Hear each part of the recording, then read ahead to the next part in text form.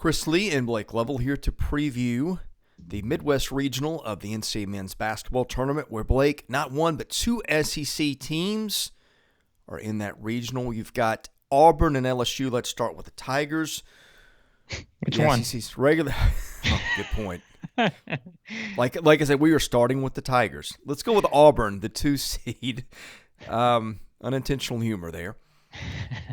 Facing a team from its own state in Jacksonville State. Ray Harper is a really good coach. We've talked about him. That one tips off Friday, 11:40 Central on True TV. We'll talk a little bit more about Auburn's draw down the line, but does Ray Harper's team present a challenge to Auburn in its first round game? I mean, it goes back to the experience thing we talk about. That's a team that I want to say starts 4 seniors most of the time. And I think there will be a chip on Jacksonville State's shoulder. Because remember, think about everything they've heard the past, week or so now about how they didn't earn the bid. Oh, yeah. It was handed to them.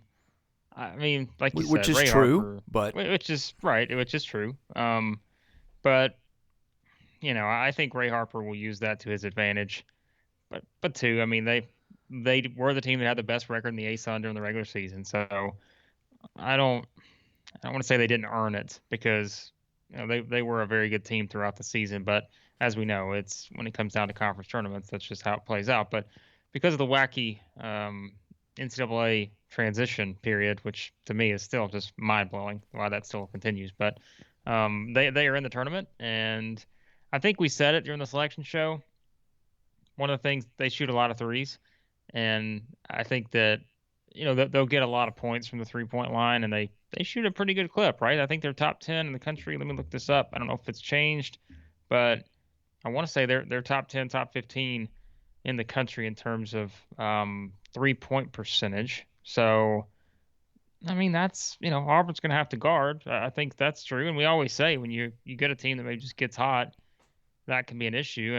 And let's face it too. I mean, Jacksonville State shoots the ball a lot better than Auburn, but I don't know that Jacksonville State's seen a team probably that's going to defend the perimeter like Auburn to that extent, maybe outside of someone like Liberty, maybe something like that. So yeah, I mean, it's I think Jacksonville State is fifth nationally in 3-point field goal percentage. So that is something, right? I mean, that's something you can't ignore, and I know Bruce Pearl will certainly not be ignoring that. So I think that's something to keep in mind. And too, when you look at it from an attempt standpoint, right? Like that's what they shoot percentage wise. If you look at it, attempts, I think it's it's more of an efficient team versus a team that's just going to do maybe, let's say, what an Alabama does, right? Where they just come out and shoot a ton. They're going to shoot a lot of shots, and like I'm trying to find them on actually the 3-point field goal attempts per game, and I'm not seeing them like in that. They're 106th, so that's not really it's not a ton. So I think that's where, if you're Auburn, you've got to play it out that way. And I think it's going to be, very interesting to see. That's what you have to guard. Jacksonville State, not a lot of size. And so, I mean, certainly, Jabari Smith and Walker Kessler, I think, will be able to do their thing. But that's the only thing I would look at in this game and say, well, there's 2 things. Ray Harper can coach, and he's a really good matchup-oriented coach. And they can shoot the 3. But, if Auburn guards, I think they'll be fine. Yeah, and we'll get into the matchup a little later in a separate video for this particular game. But I would think, just quickly, they're going to end up shooting more threes because you're going to have to go against Kessler and Jabari Smith inside, which doesn't make a lot of sense. So, yeah. Speaking of NCAA situations, we got LSU in a weird spot without a coach, with the notice of allegations. You almost forget LSU is even in the tournament, which for the players playing is kind of a shame because it's a terrific defensive team. It's got a star, if not a superstar, in Tari Eason. It's got Darius Days. It's got Xavier Pinson. It's got some guys that have played a lot of basketball, and frankly, it's got a very winnable matchup with Iowa State. Yeah, I mean, that's what I thought. I think we talked about it a few weeks ago.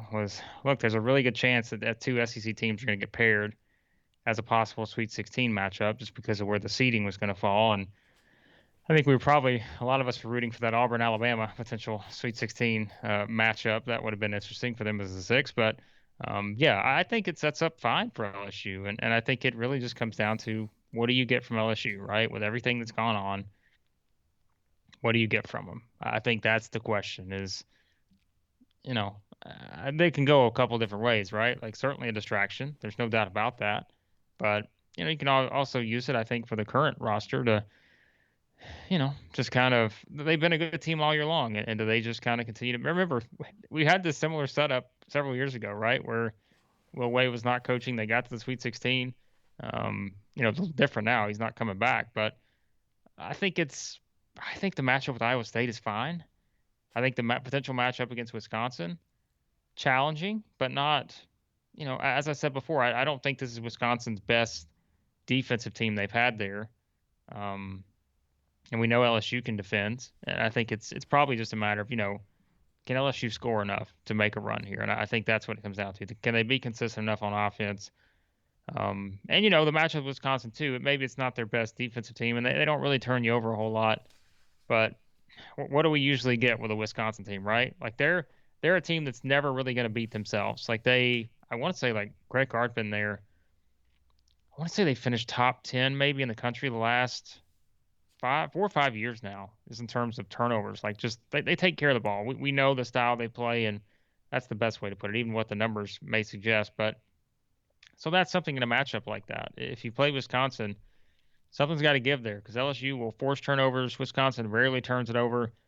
Who has the advantage there? So I think that'd be a fun matchup if that's what you get to. Maybe not, maybe not a fun matchup for those who want a high scoring affair, but that would be one of those grinded out NCAA tournament type games, I think, between those two, if that's the matchup you get. So. Well, let's talk about Wisconsin because some people think Colgate could pull the upset there. Colgate played, what was it, Tennessee tough last year? Deja vu. No, it was Arkansas. Arkansas, excuse me. Yeah. Everyone thought Colgate was going to beat Arkansas last year, and yeah. And so. I think Arkansas ended up separating at the end, if I remember correctly. I think they pulled away, yeah.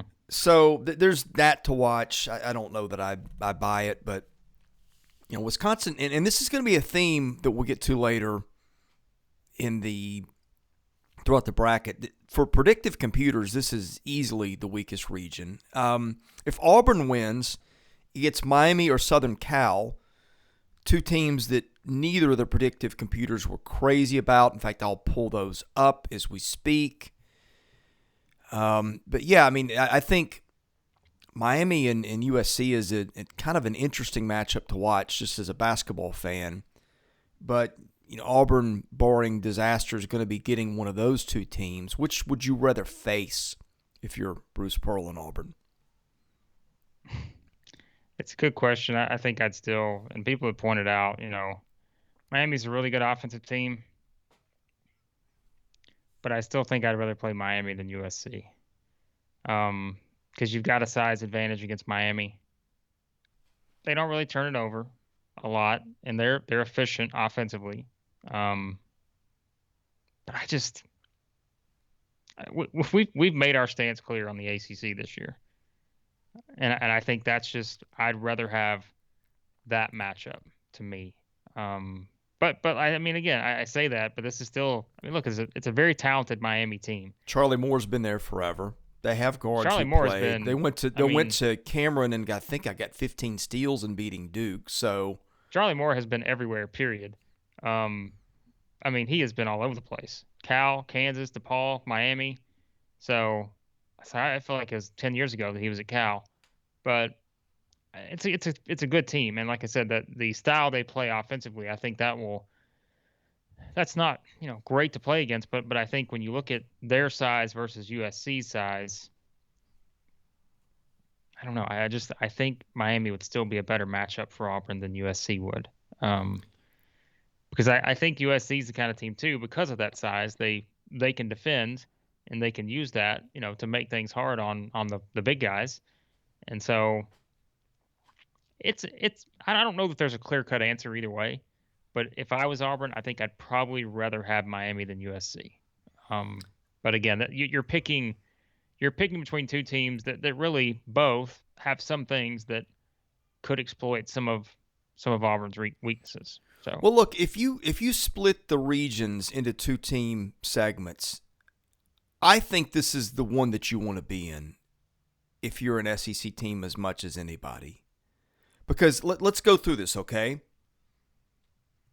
Iowa State in the predictive computers, which tend to favor, frankly, the Power 5 schools. Iowa State 53 in BPI, 48 in Ken Pomeroy, 60 in Sagarin. So the predictive computers don't consider Iowa State any better than the seed. In fact, they consider Iowa State probably not even tournament worthy. So if you're LSU, you got that. If you're LSU, you win that. You're looking at Wisconsin, which in the predictive computers was 27, 34, and 22. So those consider Wisconsin a 7 seed, which got a 3. So that's LSU's draw. If you're Auburn and you win, you get Miami, which is 56, 62, and 61. So again, computers look at Miami as an NIT type team. The predictive ones do. And then Southern Cal, which is 40, 43, and 29. So basically a 10 seed. I mean, there's some serious discrepancy between that and some of the other brackets in terms of if you trust the predictive computers as accurate. I think this is hands down the easiest draw. Plus, I don't see like a team in here other than maybe Colgate, which I'm not buying yet.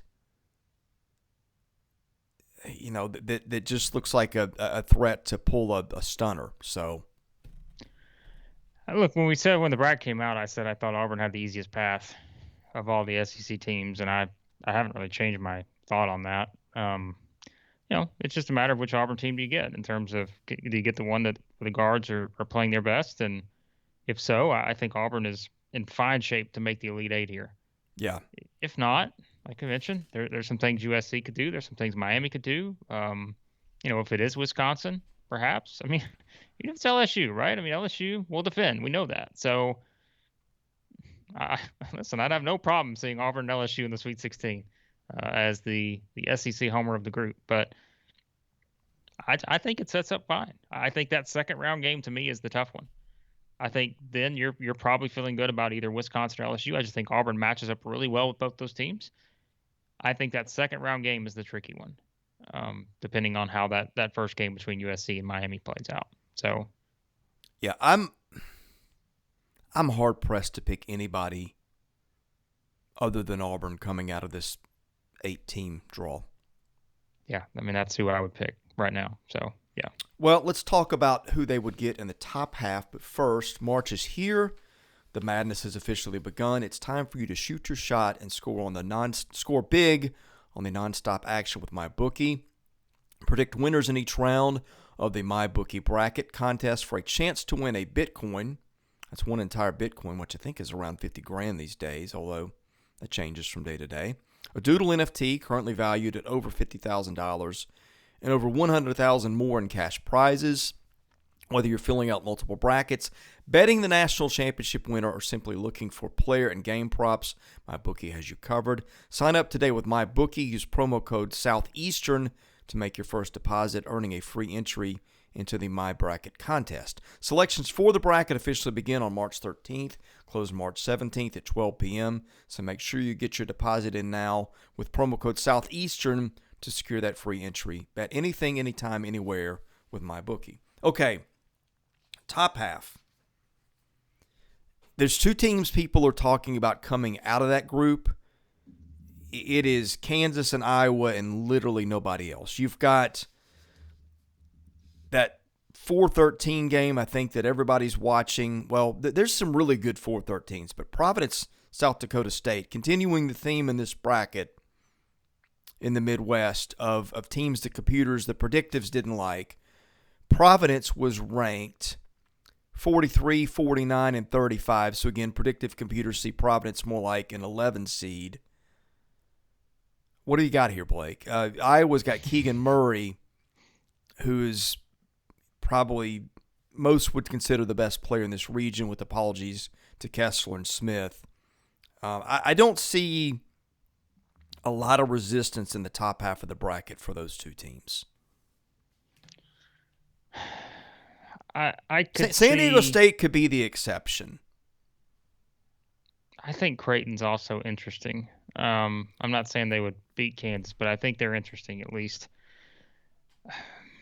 because they're another one. I like some of these teams that defend, and I Well, think and then, sorry to interrupt, you've got South Dakota State that just shoots the lights out of the three. Yeah. Wasn't South Dakota State the best shooting team in the country?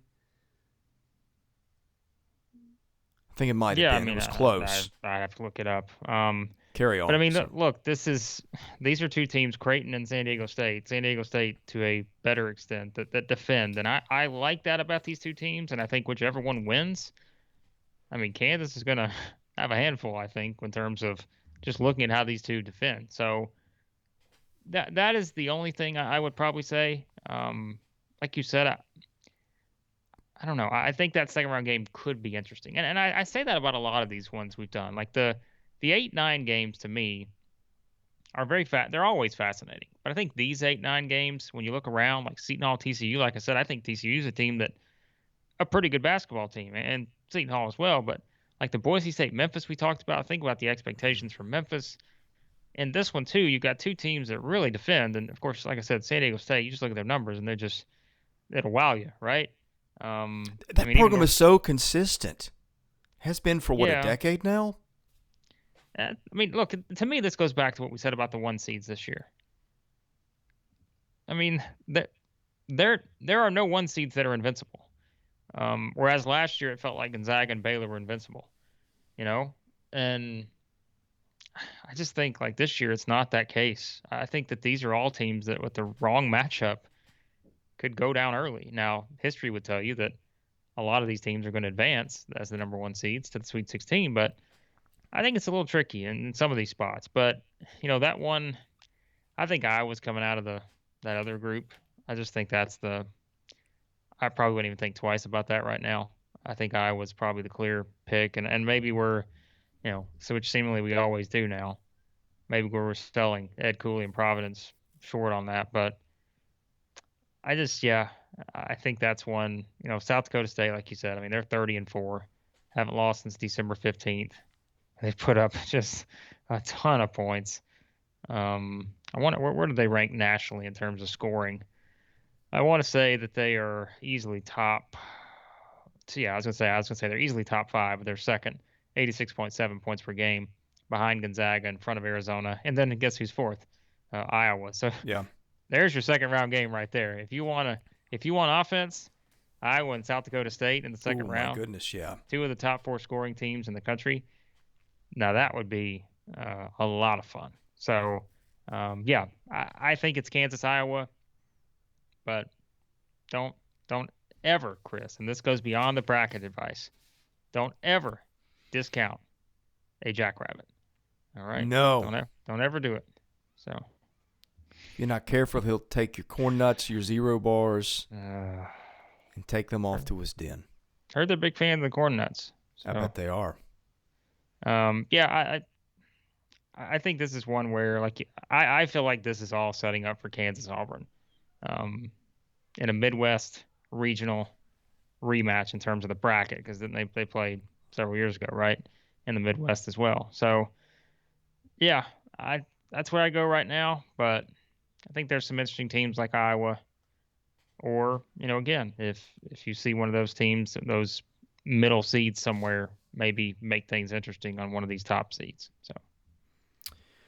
Okay, predict sports, win free NFTs. If you like to talk trash during sports games, making predictions and flexing your knowledge to your friends and followers, then come play Stakes, which you can find in the App Store. We're making sports betting more casual, social, and accessible to all sports fans, so you can experience the thrill of sports betting without needing to worry about losing your hard-earned money.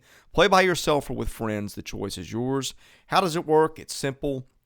Number 1, make predictions about sports. You can wager on other users' questions or create your own. Compete with friends, connect with fellow fans, trash talk your rivals. Number 3, guess right and win exclusive NFTs for no cost. Sign up, use our code Southeastern14. Join the thousands of other sports fans playing with stakes. Really cool app. We're in there. We'll be creating our own polls and questions too, so be sure and follow us. All right, Blake, let's wrap this up. Any parting thoughts on the Midwest bracket? And again, we will have individual videos for LSU and Auburn going more in detail on those matchups, but like all the other brackets, this will be a fun one to watch. I don't think it's the strongest. I think it's the weakest of the 4, but that doesn't mean it can't be fun. That doesn't mean you can't see some crazy stuff happen. Yeah, like we said, potential interesting matchups from stylistic standpoint. Iowa, South Dakota State, perhaps in the second round. LSU, Wisconsin. We talked about defensively what that means. If you get an Auburn, USC, a lot of size on the floor. So yeah, I think there's a lot of interesting basketball matchups in this region. I just think that if you have to pick a bracket right now, my guess is most people are advancing Kansas, Auburn, Iowa in some variation, and then I think the other one's kind of up for grabs. Whether you're a believer in Wisconsin, or if you think someone like LSU could perhaps make a run. So I think that's this one. Again, there's no NCAA tournament bracket anymore that's predictable, but this one feels like it's set up somewhat decent for the top seeds. Thanks for watching. Be sure to follow us on Twitter at 14 Southeastern. Be sure to hit the subscribe button, and we'll see you again very soon with a ton of more content coming up in this NCAA tournament.